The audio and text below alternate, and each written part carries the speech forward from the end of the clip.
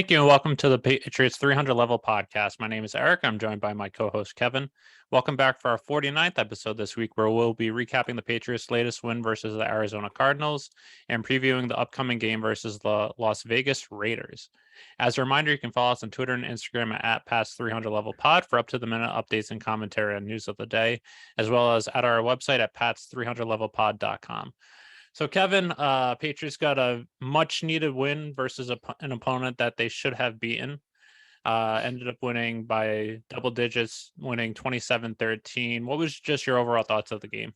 I think a few things. One, I think they got lucky that Kyle Murray got hurt in this game because it ended up making the defensive approach a lot easier for them, where you don't have a mobile quarterback. And that's something that we were kind of concerned about going into this week, where even though the Cardinals only had, I think, 4 wins going into this week, the mobile quarterback is the biggest threat against the Patriots defense. So losing him in the game on the third play made it a lot easier for them to defend them.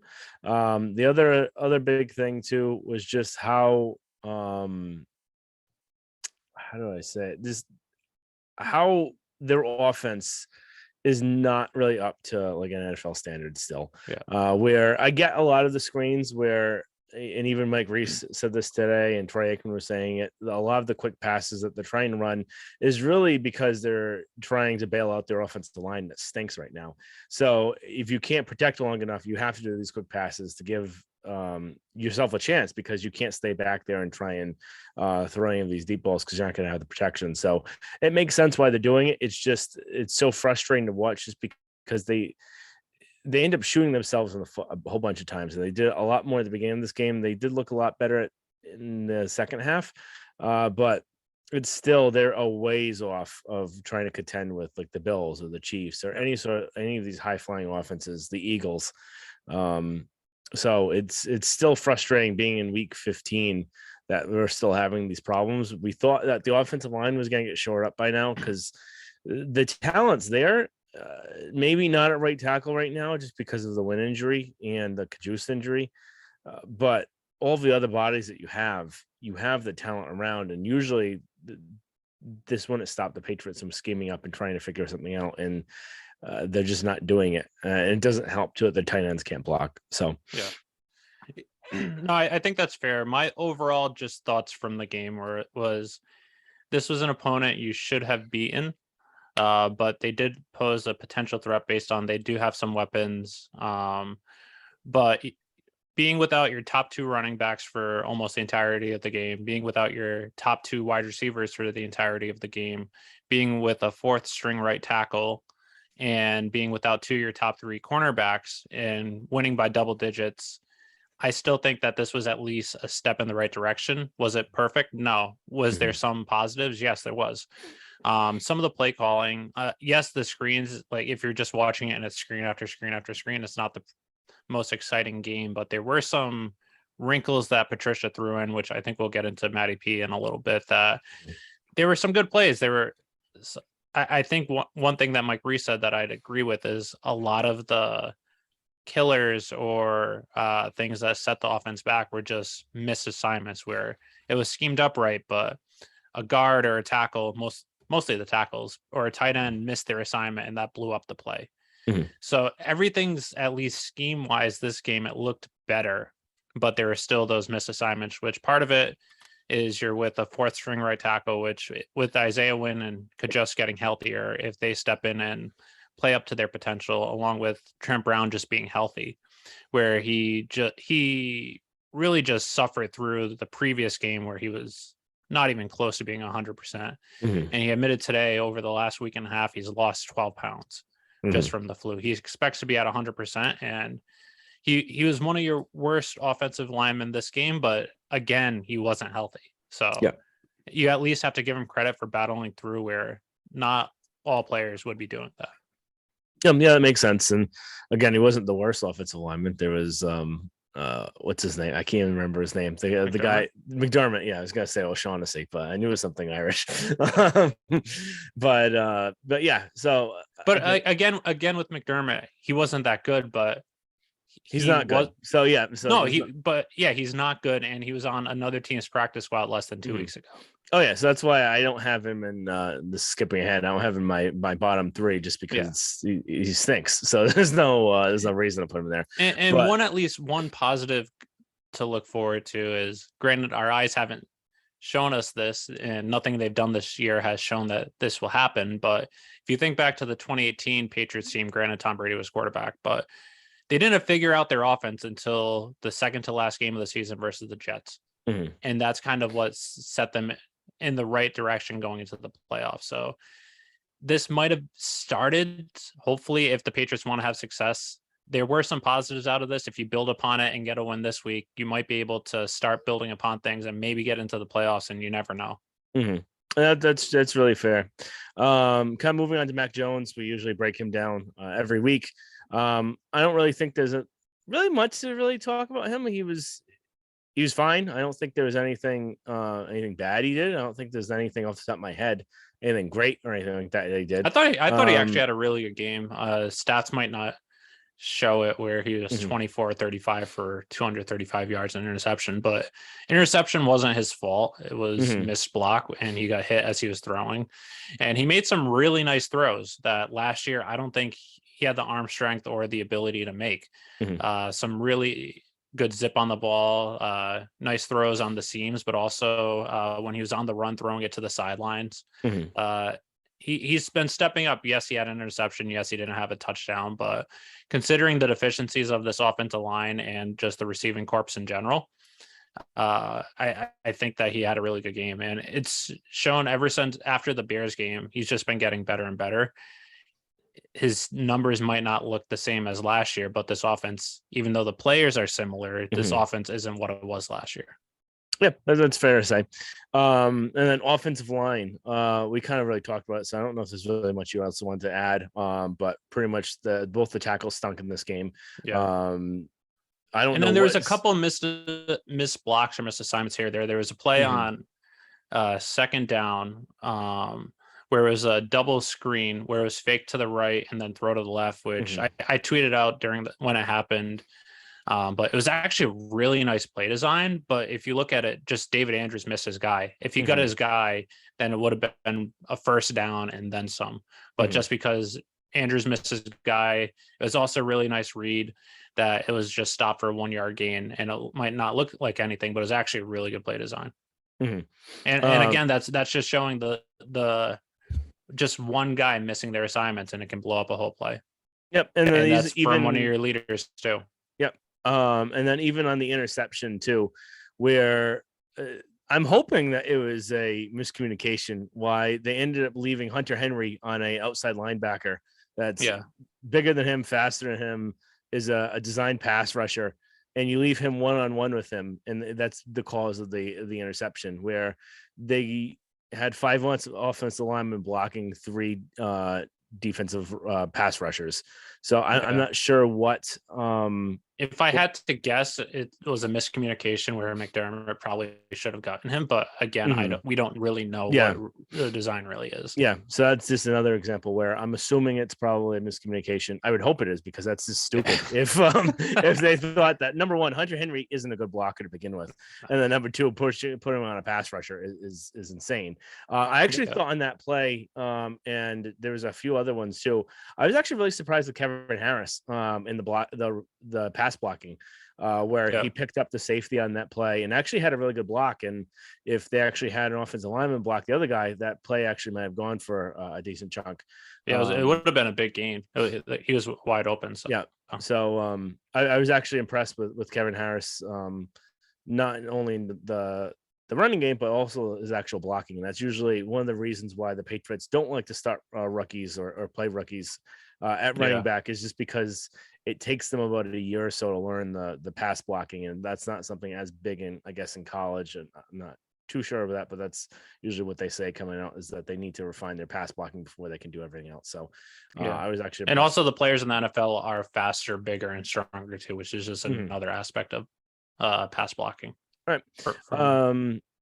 Anything on Matty P you wanted to add, other than just the what we talked about, the screens, and this actually making a little bit more sense this week? But I thought that the gameplay calling this week was actually pretty good. The only one that I didn't understand pre-snap, snap, and the media effects afterwards was the 10 seconds left in the second quarter where you call it draw, and then there was the fumble by Kevin Harris, which that play I didn't really understand. Where I understand if you think you're in field goal position, but it would have been, I think, a 45 yarder, and a draw realistically is only going to get you maybe a few more yards. So what's the difference between a 42 versus 44 yarder? I'd understand making it a bigger chunk play, passing it, unless you just don't trust your offensive line to do it. But if that's the case, why even risk running another play instead of just having the clock go down a little more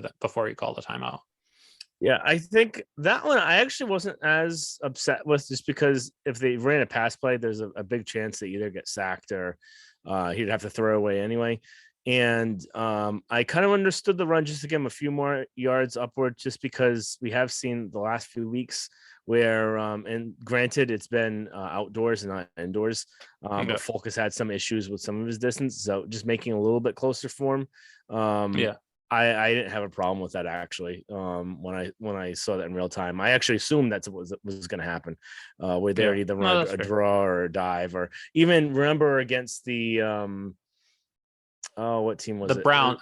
The Browns with Stevenson. But that was also with Stevenson versus Kevin Harris, which I know Kevin Harris had a couple big gains, but but that was also a big miscue by the Browns with the defensive call that they had with that. So then they had the same sort of situation with the Pierre Strong run that ended up going, what was that, 50 yards or whatever. It was the same play kind of draw up as that. So they may have been just hoping that maybe they hit something on there. That's fair. Not done that. So I wasn't too upset. I think overall, yes, as a Patriot fan, seeing all those screens, it's like, what are you doing? But for an offense that can't block, mixed with how aggressive that defense is, it makes sense where you have to keep calling screens and just give what the defense gives, take what the defense gives you. And we might be seeing more of that, which we'll get into in a little bit, versus a team that has two elite pass rushers that we're going to be playing in the Raiders, but we'll have to see. We'll get into that in a little bit. But overall, I thought it was a pretty good job by Matty P. Yep. And just the one other thing too is that we also have to remember too, he is also the offensive line coach. So all of his offensive line problems is also part of his fault. So all right, going on. Receivers, anything you really wanted to talk about? I don't really have much really to go over. Other than Kendrick Bourne, I think, had his best game of the year. I think he was actually real dialed in, had some really great run blocks involved. And then the other thing is Aguilar, where I think I've been saying this every single time he has a bad game, is I just don't understand why he's out there still, where any other year, like right now, they're really depleted. So that also kind of makes sense where they need to put him out there because they don't really have anyone else. But back in 10 years ago, if a player was doing this, his ass would be on the bench for weeks. If that would be happening.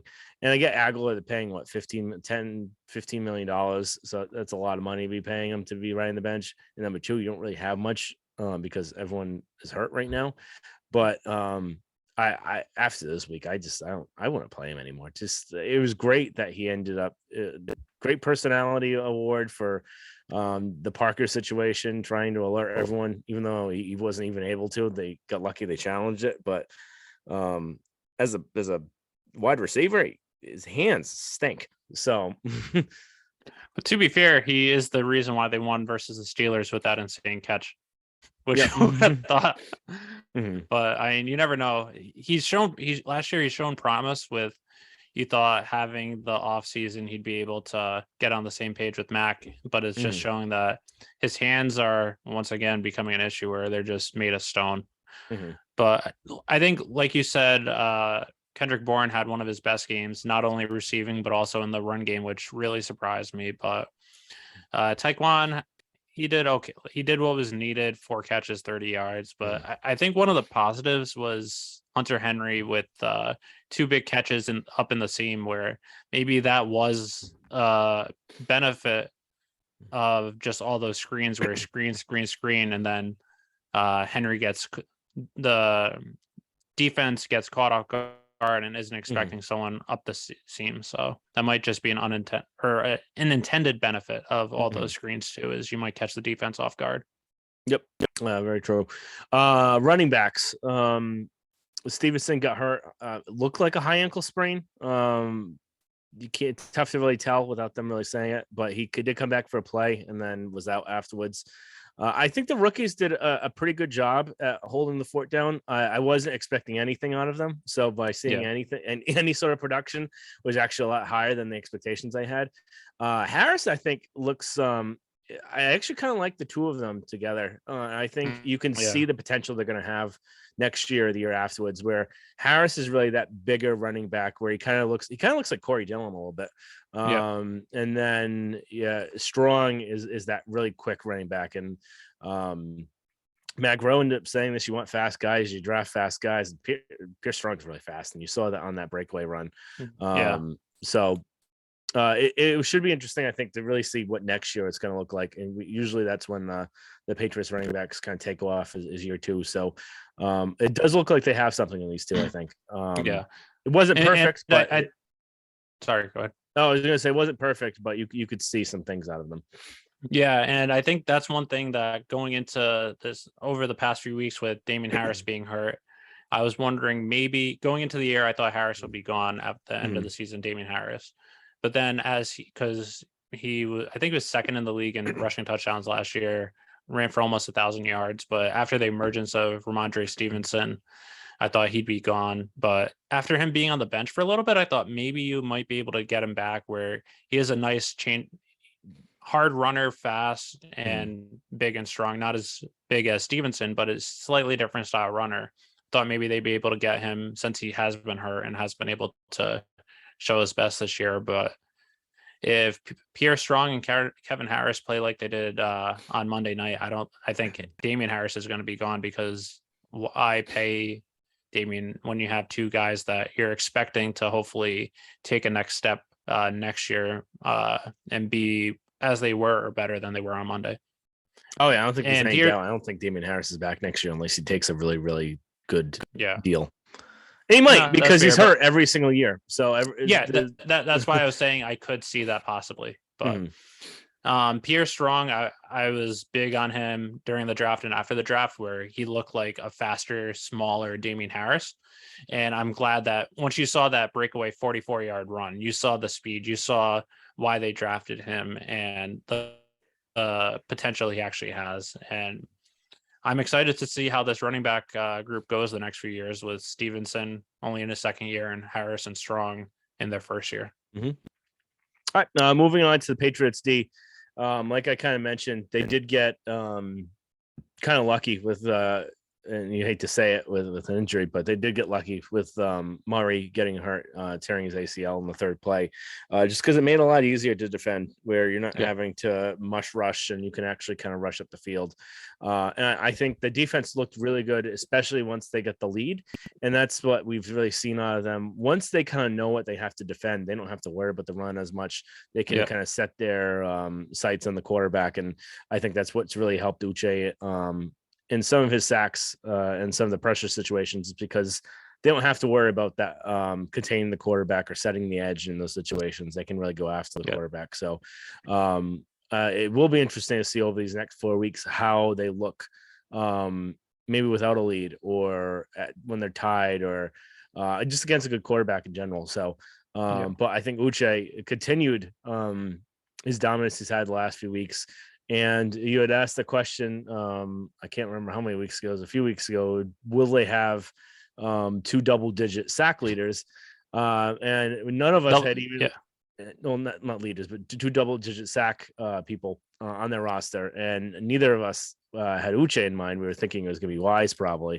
No, we did, because I asked the question. The question I asked was, how many times have there been three players on the same team with double-digit sacks? Because Uche had 4 at the time. Okay.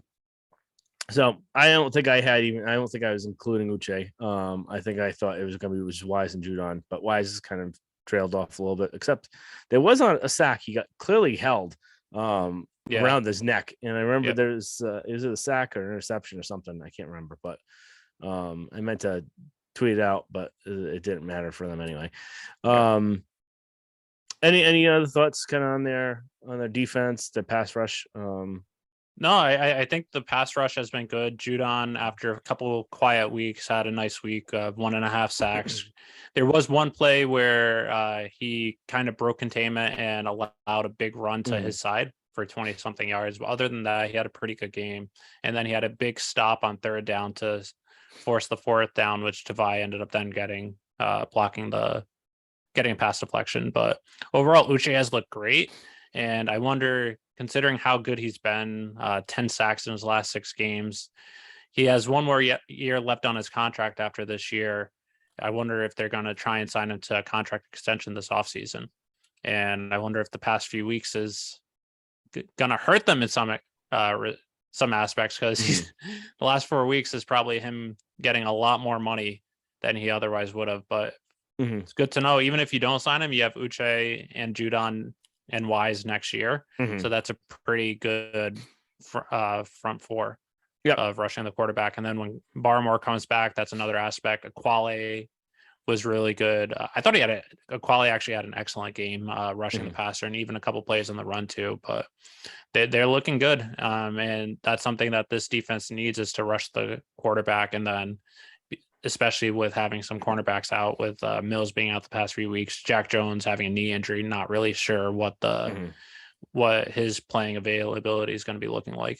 Yeah, and it's kind of interesting too, like you said, about how his rise has been the last 4 weeks, potentially getting paid. It's actually funny where I feel like Jonathan Jones is actually kind of on the opposite spectrum, where he's really fallen off from how he was playing. He's really been, I think, exposed against these elite wide receivers, where I think it's kind of showing that he really isn't an elite cornerback. He's a very good cornerback, but he's not one of those top 5, top 10 cornerbacks, shutdown cornerbacks. He's an elite, probably slot cornerback, but not really one of those elite boundaries. So I don't think that I'd assume there's probably going to be someone that pays him, just because there's going to be someone desperate for a cornerback looking to pay for him. But I doubt the Patriots. But I think he's turning 32, if I'm not mistaken. Let me. He's not that old. I think he was 28, wasn't he? I don't think so. Let me see. While you look that up, the other kind of story of this game too is he's 29. 29. Okay. Yeah, turning 30 in September. So he can still get a big contract, probably 3-4 years. The other tale of this game. One more thing on the defense, though, that I just wanted to touch on quick was we saw this especially in the first half. Second half, they got better. But once Kyler Murray went down and Colt McCoy came in, it was death by quick passes, slants, and they just kept executing, getting first downs on just those quick passes. And that's something that the defense wasn't able to stop at first.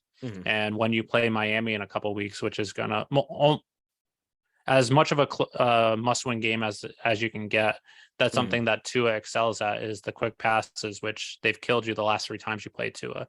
And so it wasn't encouraging seeing that. Granted, they were without Mills, they were without Jack Jones, but that's something that they're gonna have to shore up. They did better in the second half, but that's something you need to see better from this defense.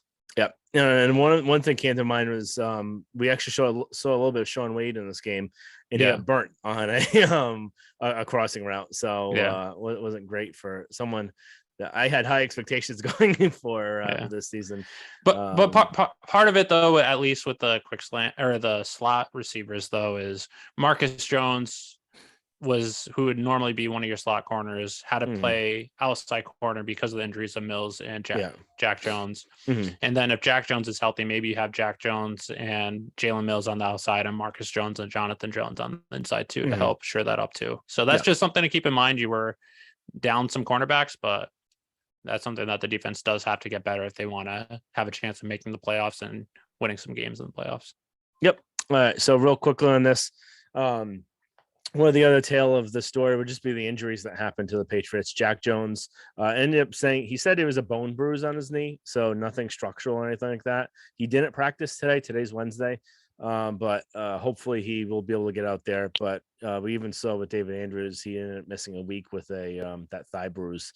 So hopefully it's not too bad. Ramondre had the ankle sprain. I don't think they've come out saying if it's high or low, but it kind of looked like a high one.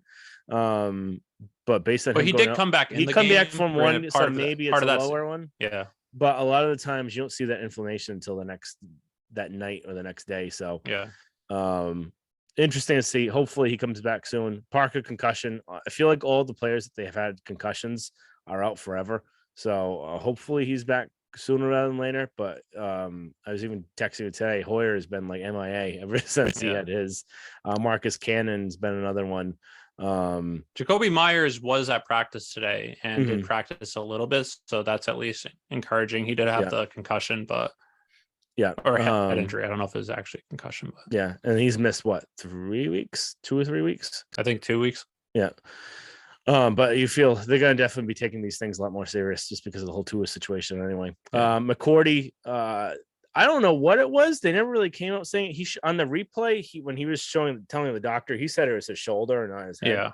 Yeah. And he wasn't on the injury report today, so it must have been his shoulder. He just said he was old. And then Schooler was seen with a brace on, but he said he's fine. So, Yeah. bunch of injuries that happened, but hopefully none of them too severe. Yeah, and I feel like part of it with McCourty too being taken out of the game was after they clearly missed the Parker concussion. I feel like the doctors were just being extra safe where anything that was even close, they just wanted to cover their ass and just do it just to be safe. Exactly. All right, 3 up, 3 down real quick, and then we'll get to 5 questions. Who are your 3 up? My 3 up, which is kind of 4.5, is Josh Uche, number 1, Marcus Jones, number 2, Pierre Strong, number 3A, and then Aquali and Tavai, 3B. All right. And then I had Uche, Marcus Jones, and then the combination of Strong and Harris. So Uche, I think we kind of really discussed a bunch. I don't think I'll have to add on that. Marcus Jones, really being a 3-way player, something that isn't really done that much. And I think he could be electric in the offensive scheme. He's just really fast, and he's kind of got Tyreek Hill speed. And I'm not saying he's going to be Tyreek Hill, but you get a fast player of the ball and he knows how to move, and you could see it in the punt returns and just even on offense, he could be have some bigger plays in there. And then Strong and Harris, I already mentioned, pretty good duo for them. Yep. So, anything you like to add on those?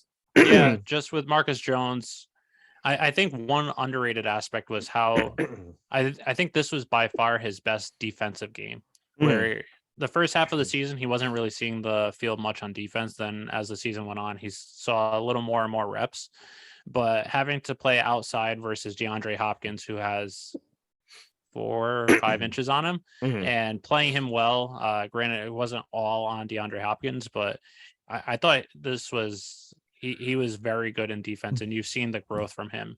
Then on offense, like you said, he's just a special player with the ball in his hands, where you're not asking him to run some go routes, which maybe he will as the season goes on because of how fast he is, but just do a double screen and get the ball in his hands, and he has the ability to make people miss, as we've seen on kick returns and punt returns. Not do anything super special, but having him on the field for 10 reps with the expectation he gets maybe 2 catches and then maybe breaks something for a big first down or touchdown, like we've seen a couple times this year. And then I almost went with Strong and Harris, but the reason why I didn't include Kevin Harris was he fumbled. I believe he fumbled earlier in the season too, if I'm not mistaken, or in preseason, which was part of the reason why he didn't get some reps. I know Belichick said ball security was the biggest issue for him, and he fumbled again in a key situation where they get lucky, they recover the fumble. Otherwise, that's 3 points off the board going into halftime down 13-7 instead of 13-10. So that's the only reason why I didn't include Kevin Harris, but I wanted to include Danny Aquale and Tavai, because I thought both of them had their best games of the season. Aquale was a big presence, both pass rushing and a few times breaking up the run.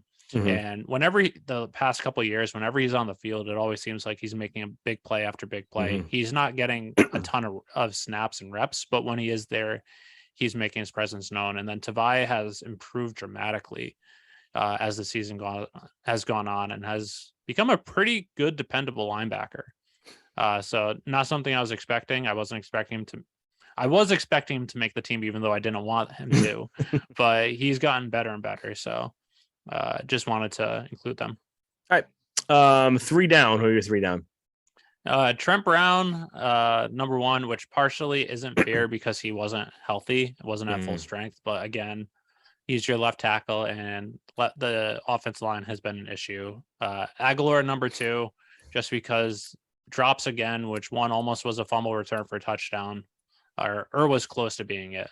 Mhm. And then number 3, Pilardi, your punter, where it's kind of sad that your punter is one of your weak spots every year, which it Mhm. shouldn't be an issue that your punter is one of your weak spots. But with a team that isn't moving the ball on offense and has to punt from bad field position to begin with and giving the other team even better field position is just something you can't have. Mhm.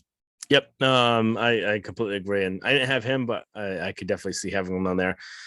Trent Brown, he looked like he was out to lunch in this game.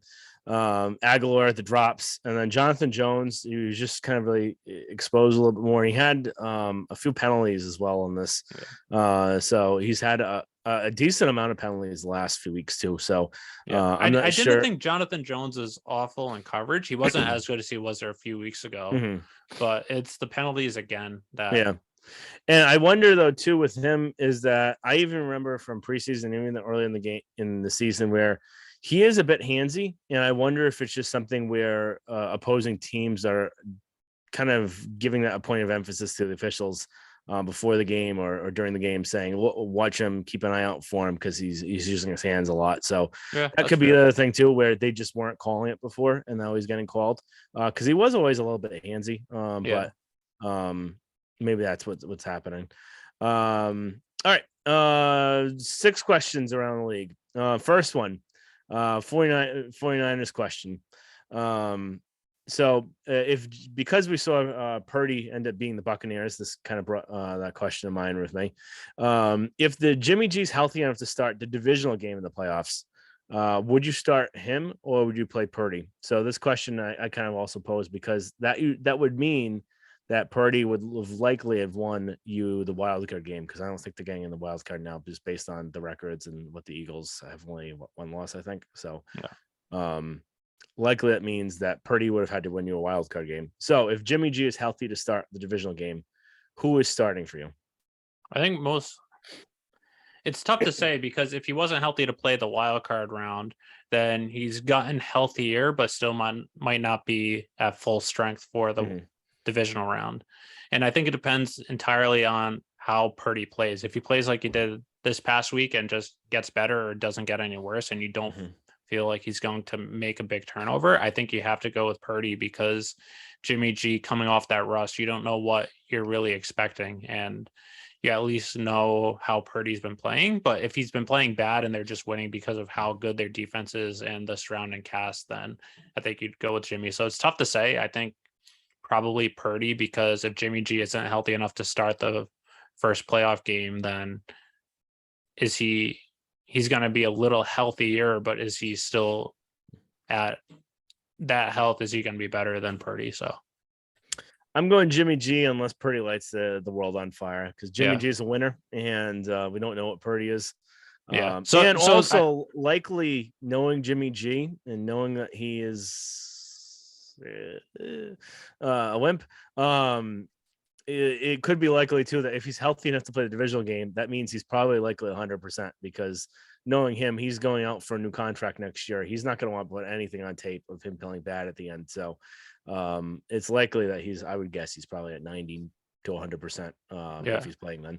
So the way I initially thought, no brainer, you go with Jimmy G. But if the question was the wild card round, if Jimmy G is healthy enough to play the wild card round, I think you go Jimmy G. But if he doesn't play the first game and then Purdy wins, unless it's a very sloppy game, defense just carries you. I think you go with who won you the previous game and who has gotten you to that point. All right, that's fair. All right. So next question, because we're now over 75% of the complete with the season after this last week. And knowing the Jimmy G situation, who are going to be your two teams in the Super Bowl this year? I am going with the Kansas City Chiefs. Yep. And the Buccaneers. This is a tough one because I don't know, and I can't willingly say anyone from the NFC would actually make it, because I think the Eagles will make it next year, because usually you'll see this out of a team where they get really hot and eventually they'll just crumble, and maybe they might lose the divisional game, where they're probably a year too early about peaking right now. They remind me a lot of the Ravens from 2019, with the exception that part of the reason for the Ravens' success was teams didn't figure out how to stop Lamar. And then the next year, the Ravens didn't go as far because teams started to figure out Lamar, but you could see the Ravens were getting better. The Eagles, I think Jalen Hurts is in a different category because he's also a good passer. He's not just focused on the run, but I think that they're playing really well now, but they're just not going to live up to expectations once they come to the playoffs. Yeah. So that's why I don't have the Eagles in either. Yeah. So I don't have them in. The Cowboys aren't going to make it because they never make it. McCarthy's so then what do you say? Yeah. I'm going to hinge my bets on Jimmy G still. I think that he's somehow going to come out of it. and I think the 49ers have one of the most talented most talented roster in the NFC, but their defense is really good. And you even saw with the Patriots in 2018, where basically 2 of the 3 games that they had played was basically a defensive kind of game, and the running game, where the only game that they really needed to kind of score and do well was the Chiefs. So they could probably get away with 2 of these 3 games. And we even saw it, remember when the year they made the Super Bowl, I think Jimmy passed 8 times. I was going to say less than 10 times in one of the wins. So part of that though was they were the 2 seed, I believe, and they only had to play 2 games before the Super Bowl, whereas now they're not going to be the 1 seed, so they're going to have to win 3 games before the Super Bowl. That's true, but I'm just saying it's happened. So I'm going to say the 49ers and the Chiefs. I don't think the Bills are making it. They're going to somehow self-destruct, and then the Chiefs will get in once again and lose to Jimmy Garoppolo. Or actually, no, it's not going to happen because Shanahan's an idiot. Shanahan's going to somehow self-destruct with 5 minutes left. Yeah. All right, which is why I'm going with the Bucs, even though they suck this year. You can never count out Tom Brady, and him being on the field, he'll find. Eagles I don't think are going to make it, just even though they're as good as they are. I think they're still a year away. Vikings are extremely flawed. They have a negative point differential this year, even though they're 10-3 or 11-2, whatever it is. Cowboys have Mike McCarthy, so they're out. Packers aren't there right now, so Bucs and Brady will find a way. All right. Next question. With the Dolphins losing their last 2 games, and I think they're 8-4 right now, how many of their next 4 games will they win? And will they actually even make the playoffs? So basically, they probably have to win 2 games to be considered. So we got they're at the Bills, they're versus the Packers, at the Patriots, and then versus the Jets. I say they go 1-3 with their only win last week of the season versus the Jets. I think they're going to lose to the Bills. I think Packers are going to Rodgers is going to have some Rodgers magic, and my answer might change over the next 2 weeks, seeing how the Patriots play. But I think the Patriots will. I think McDaniels, the last couple of weeks you've seen his magic start to slide, and I think that he's not as good of a coach as people are making him out to be this year. And I also think the Dolphins do have some holes, and I still don't buy to it yet. So. I say that they're going to go 2 of 2 and kind of split the next 4 games. I could definitely see 1-3. So that's why I actually posed this question, because I can kind of see it going either way. I do think the Patriots will beat them. Number one, they're going to be it'll be up here versus down there. They were freezing when it was 55 Miami on heaters on their sideline. So what's going to happen when they're up here in Los Angeles? Oh yeah, the game is in Los Angeles. Yeah. So what are they going to do when it's 20 degrees or 10 degrees up here. And then they've always slowed down the Dolphins. It's just that they've never played a complete game against them. So eventually it's going to happen. It's not like the Dolphins ever blown them out. So, and part of it the last couple of years was Flores, I still think is one of the top 3 coaches in the NFL, which I know the Dolphins beat the shit out of you week 1, but it's also in Miami in that weather, and it's also week 1. Yep. So I say 2-2 to make the playoffs, but I could definitely see them doing your route. Next one. Skip the question. If you're running an NFL team, who would you rather have as your quarterback going forward, Tua or Lamar Jackson? I pose this question because neither of us are big on either Tua or Lamar. I'd go with Lamar just because his speed is such a difference maker in this game, where if you add some pieces around him mixed with that speed, I think that you go with that and take your chances. The issue is, since he is he runs a lot of the time, there's risk of injury, where you saw what happened to Cam Newton. But I still just don't believe in Tua. I know he's having a good year, but that's almost entirely due to Tyreek Hill and Jalen Waddle. This is a really good question. And you even see it now, like you mentioned, with the injuries. Lamar's hurt again. And of course, it's the worst possible timing because I have him in my fantasy team. But he's kind of really stunk the last 5 weeks or so anyway in fantasy. So I guess it doesn't really matter. I'm going to go with Tua because at least he's accurate within the first. That's fair. 10, 15, 20, maybe 20 yards. Maybe. So you can at least get some passing out of him. Whereas Lamar, you have no idea where that ball is going with him. And he's very inaccurate with his throws. So I would rather at least take my chances having a short passing attack and knowing that he's not going to have any of these running quarterbacks. If you can't throw, he's going to be out of the league by 30, 32. So I'd at least have the ability to stay with him. The one thing with Tua, I'd be a little bit concerned was just the concussion history. And you saw it with Steve Young ending his career early, but that's I'm not fair. going to factor that in because both of them get hurt all the time. Next question. What position are you drafting in the first round next year as the Patriots? It's a tough question. I think initial thought is offensive tackle because we've seen this year offensive line is such a big issue. But Bill has had a lot of success drafting offensive linemen later in the draft.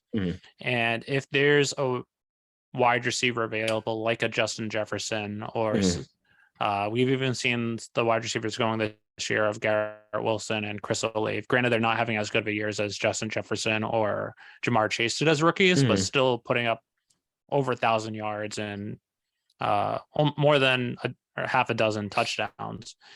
I think this offense is missing having any playmakers at wide receiver. So if you have a guy that you believe in at that position available, you take him. But if you're not sure, go with offensive line. But yep, I agree completely. I was going to say offensive tackle, unless there is a elite wide receiver that's going to be a complete difference maker, where I've completely jumped ship on my previous thought of what you need with wide receivers. So the one thing you need to, though, is they have to make sure that they're getting separation at the college level. If they're not getting separation, aka N'Keal Harry, you can't risk it.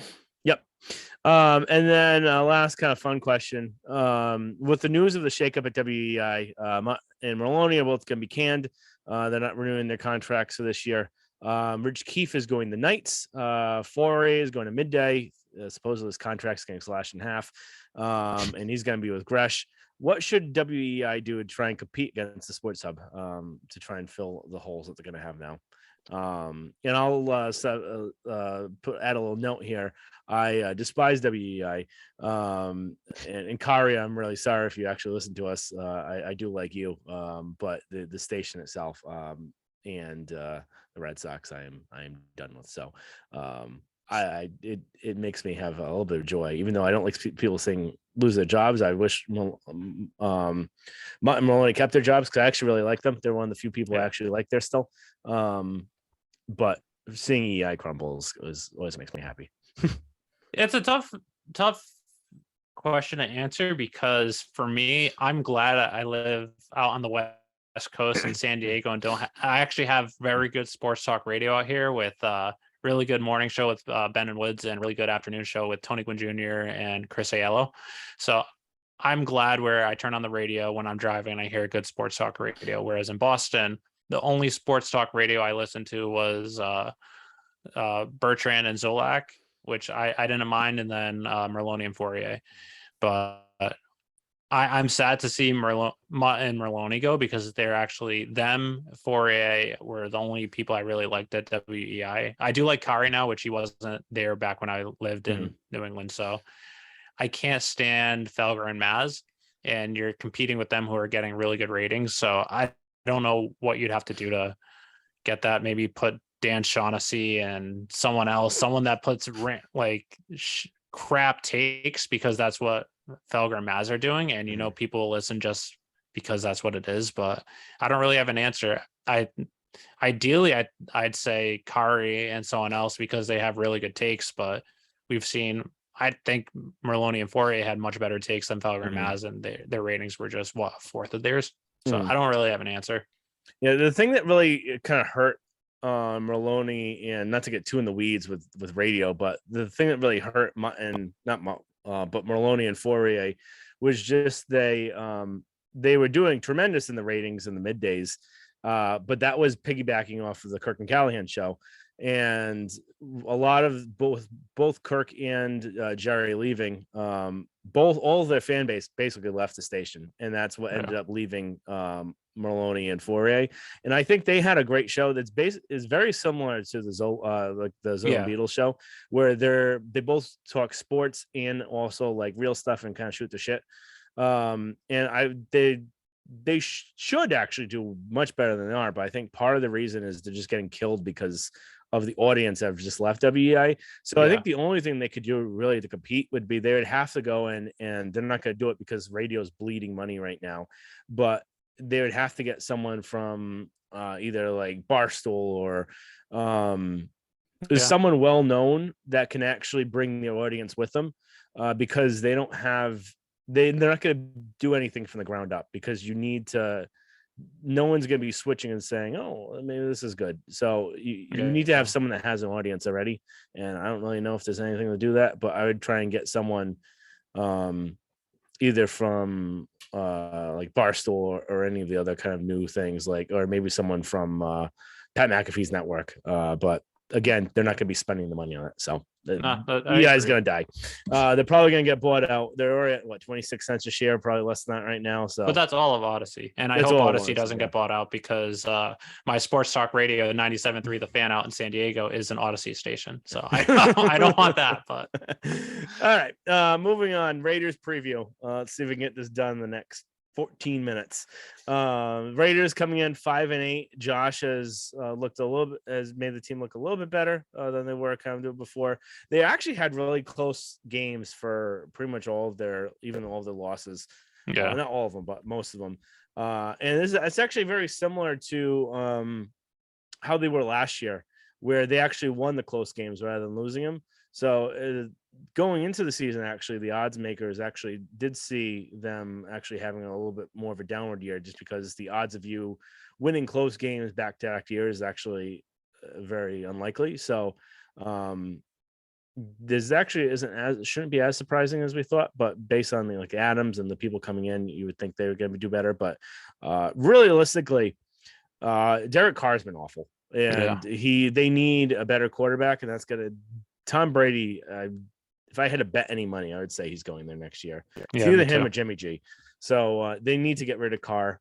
They have a whole bunch of talent on this team, and they just don't have the quarterback. The thing with Jimmy G, I don't think Jimmy G is the answer. I think Jimmy G is similar to Carr. Yes, he's slightly better, but he also gets hurt more.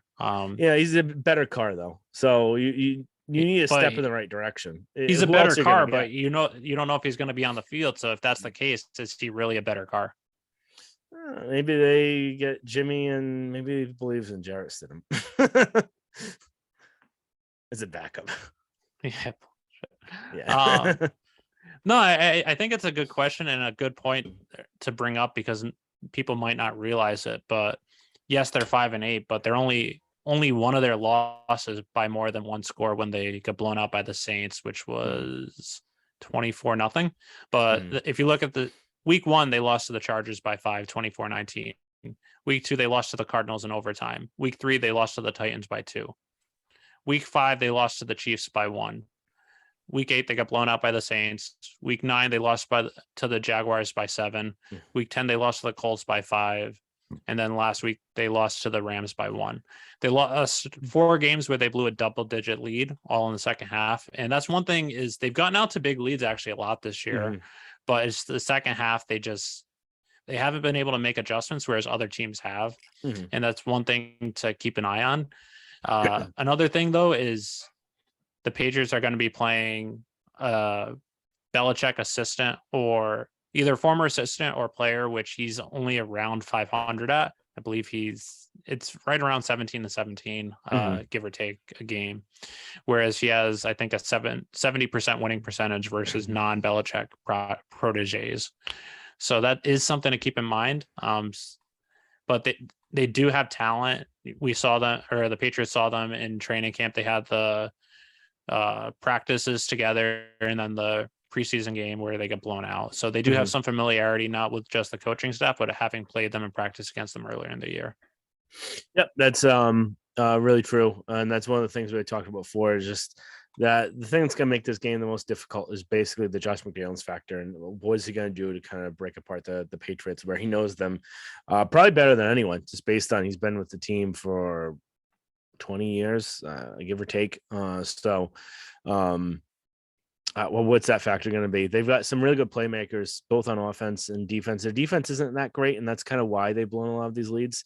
And they're going to need to make some changes next year. But on offense, they got Devontae.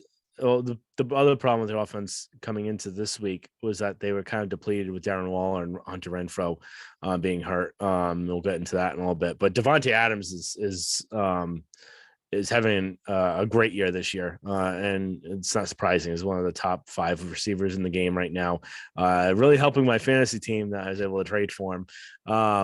But he's been having a really big year. Huge numbers this year. So it's someone that they're going to have to key on. And then Josh Jacobs has been really good this year. He's leading the league in rushing yards. Has been really kind of what they've been leaning on the last few weeks because they haven't been able to have as many options in the passing game. So he's been a real good talent at the running game.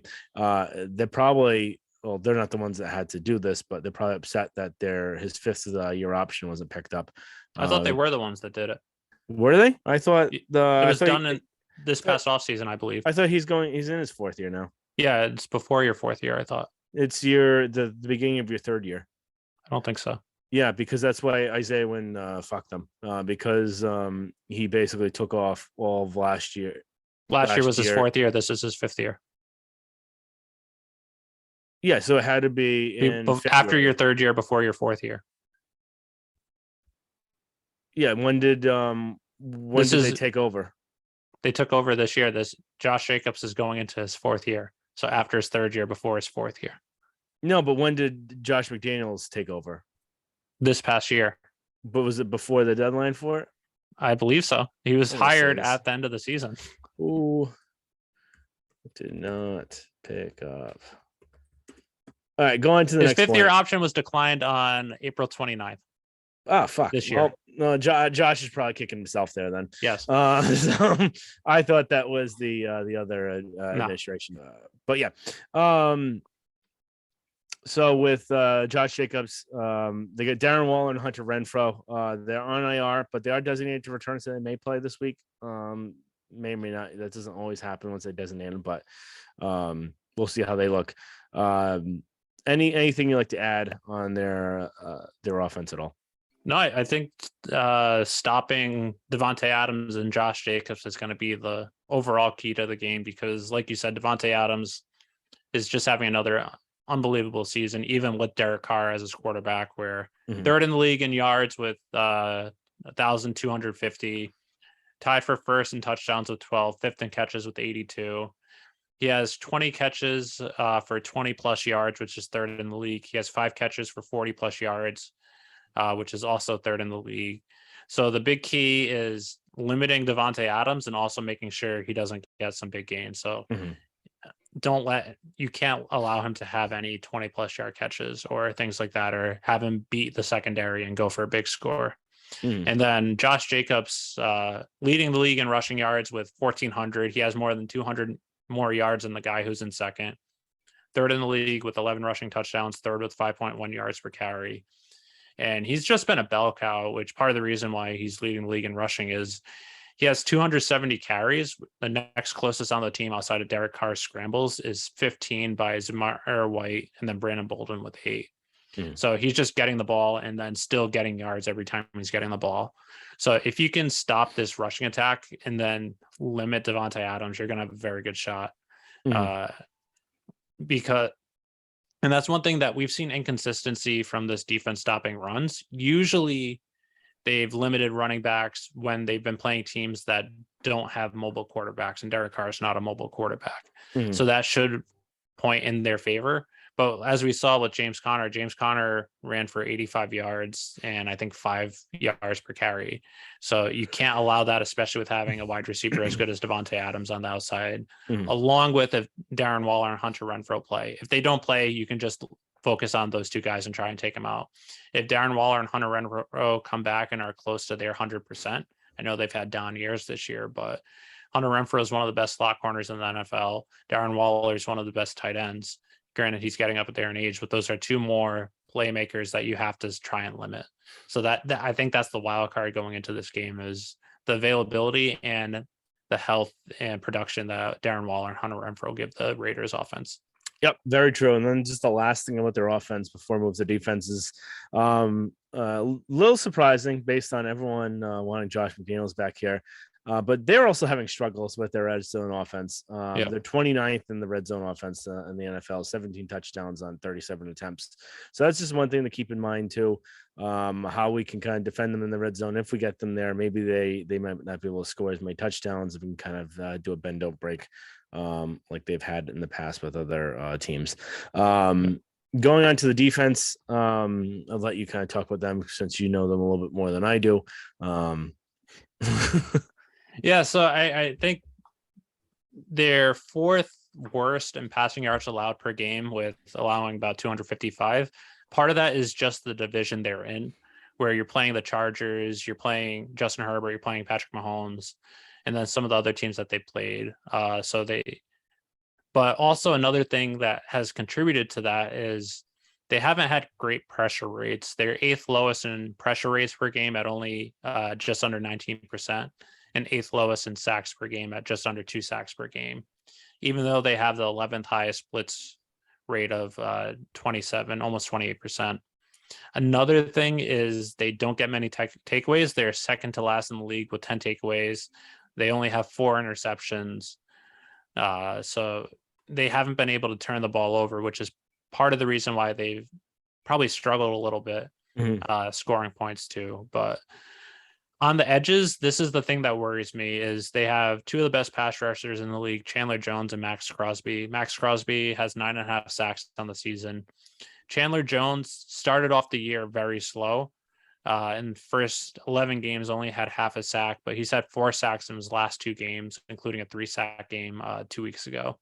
So considering the issues that the Patriots have had at tackle, this could be a big issue for the Patriots. If Chandler Jones plays like his production has been the past couple of weeks, and Max Crosby as Max Crosby, they could be in for a long game, which this could force some turnovers. This could force 3rd and long situations, or break up some plays. So that's one thing is for the Patriots offense, is you have to protect Mac Jones, and you can't allow the outside rushers to get to the quarterback. For the the Raiders rushing defense, they're top 10, 8th least rushing yards per game at only 110, 6th best in yards per carry at 4.2.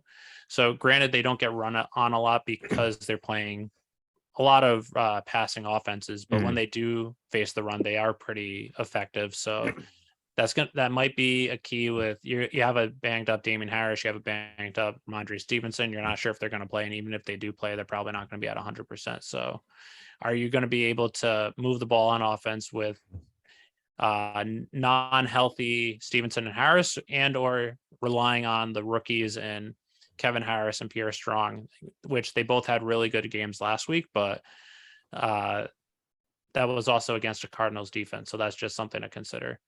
And one last thing on their defense is not only are the Raiders bad in red zone offense, but they're also bad in red zone defense. They're 29th in both. With red zone defense, they've allowed 26 touchdowns and 40 chances. So Patriots have had some luck the past few weeks playing defenses that aren't great in the red zone, but they have to execute since the Patriots offense isn't great in the red zone either. So this will be another week, just like the Cardinals last week, of yes, you might be able to move the ball upfield, but are you able to really score touchdowns when you need to? So that's just something to keep an eye on. All right. Yeah, very true. It should be interesting to see how that defense does against the Patriots struggling offense. And one little other side note, special teams, one of the top punters in the league, one of the top kickers in the league. So we'll see how that gets handled with the Patriots, but not really too much to talk about there. So we already talked about keys of victory, limiting Adams, limiting Josh Jacobs. Hopefully the Renfro and Waller are not playing in this game. So it will make it a little bit easier for him. So predictions. And protect Mac Jones too. Yes, make sure he does not die in this game because Max Crosby is a very good edge rusher. Predictions: Patriots favored by 1 point going to this over-unders at 44.5. I'll go first. I get them winning 27-20, and the Patriots win with this one. It will be a close game though. I initially had it as being 27-23 Patriots. Even before the season, I thought this was going to be a loss. Mm-hmm. And as the season goes on, the Raiders, I know they're 5-8, but they've lost all close games. But something is telling me this is going to be the week where the offense kind of starts to hit their stride. I don't know why. Granted, my mind was completely wrong a couple weeks ago versus the Bills, but I was kind of right last week versus the Cardinals. But something's telling me it's going to start to click. And last week also, you kind of start to saw some promises too. So I have the Patriots winning 31-23, but again, with this team, especially against Josh McDaniels, I wouldn't be shocked if they lose either. But something tells me the offense is going to look better this week. Right. So it should be interesting to see coming out on a short week because they had that Monday night game. Hopefully everyone will be fully rested and healthy, any of the injuries. And hopefully we'll be seeing another Patriots win after this. So look forward to talking to you guys next time. Make sure to subscribe, rate, review. See us on YouTube, Instagram, Twitter at Pat's 300 Level Pod. On our website, Pat300levelpod.com. We'll get some blogs up on there, but you can always see the videos and the Spotify links for the podcast there too. So again, subscribe, review. Talk to you guys next time, and hopefully we'll have a victory against the Las Vegas Raiders.